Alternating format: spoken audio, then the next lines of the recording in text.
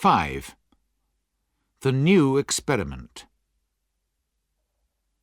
A few days later, John asked Mary to look at another experiment.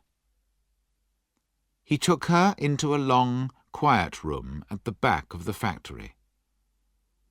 The room was full of the noises of small animals. "I've been testing the waste products," he said. "Here, look at this."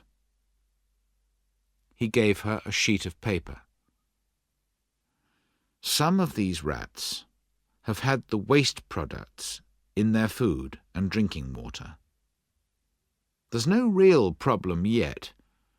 1 or 2 have become ill, but not many. There's nothing very serious." Mary read the results carefully. She didn't like this kind of experiment, but she knew it was necessary. And John was right. No rats had died, and not very many were ill. "So, what do you want to show me?" she asked. "This," he said. He opened a box by the window. "These 10 rats have had the waste products in their drinking water for 2 weeks now.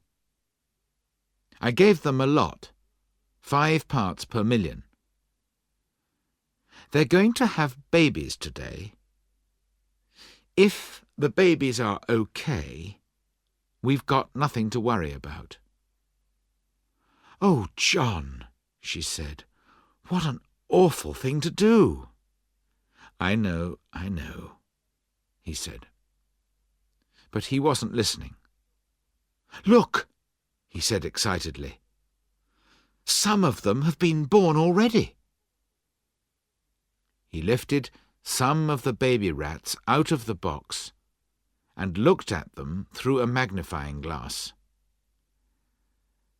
"Oh dear," he said at last sadly. "Perhaps there is a problem. Look."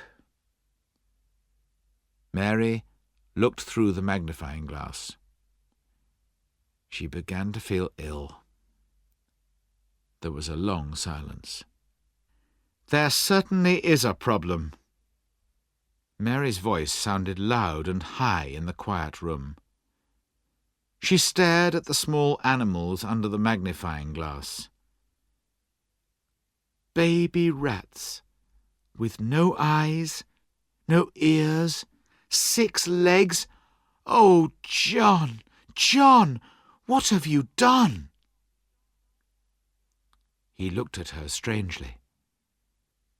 "It's awful, isn't it? But I had to know.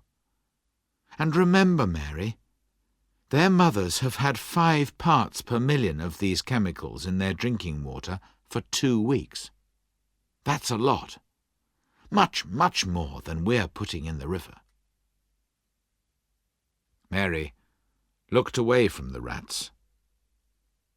She remembered the beautiful afternoon that they had spent with John's children, sailing on the clear blue water.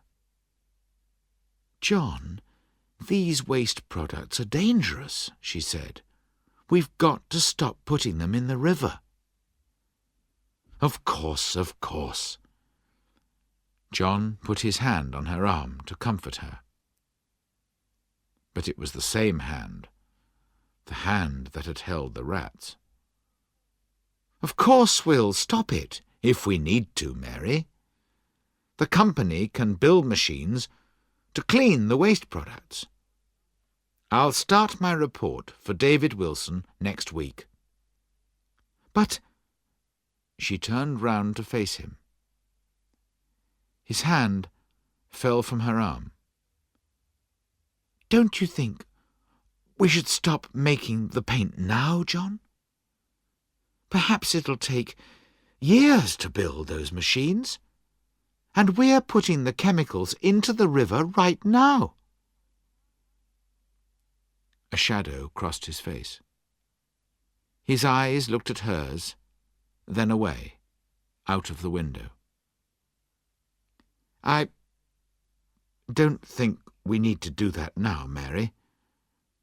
We're putting very little into the river at the moment. And the company will build those machines, won't they? She remembered her long years of work, the hundreds of unsuccessful experiments. She touched his hand and smiled. "I hope so, John," she said. "I really hope so."